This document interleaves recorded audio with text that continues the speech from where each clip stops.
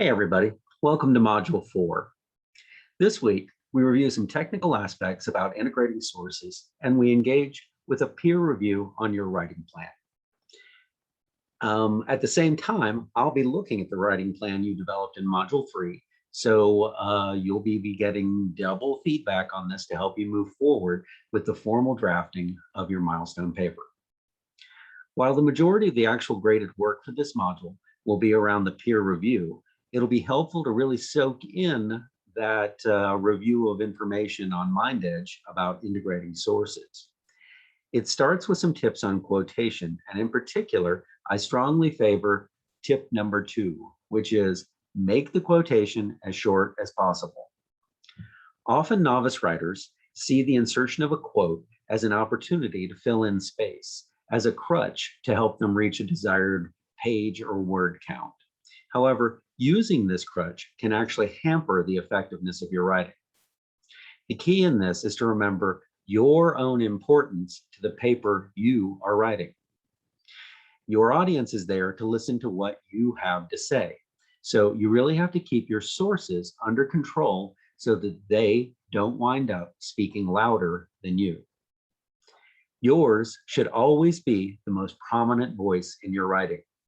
So when you use a quote, use it for the forceful way it supports what you are contending, for the way it proves your point, for how it elevates what you have asserted.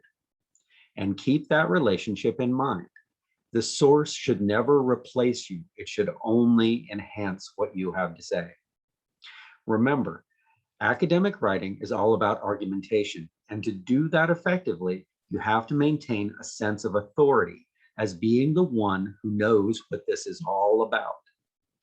When you have sources at your fingertips to back you up, that increases your authority. When your sources take precedence over you, when you have, say, a long quote with lots of its own analysis and maybe some tangential things thrown in, this makes the reader look to your source as the authority, not you.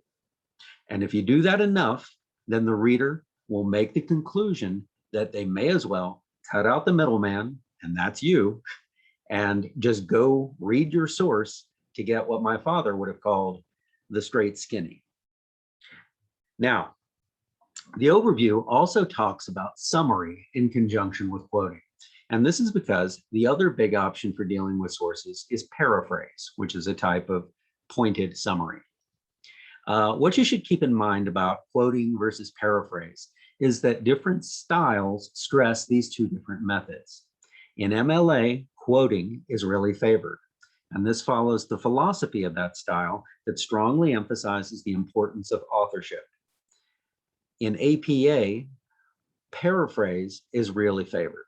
In turn, this follows the philosophy of that style that tends to think of authors more as convenient labels for tracing the paths of knowledge as it develops, emphasizing the knowledge and the date of its origin more than anything.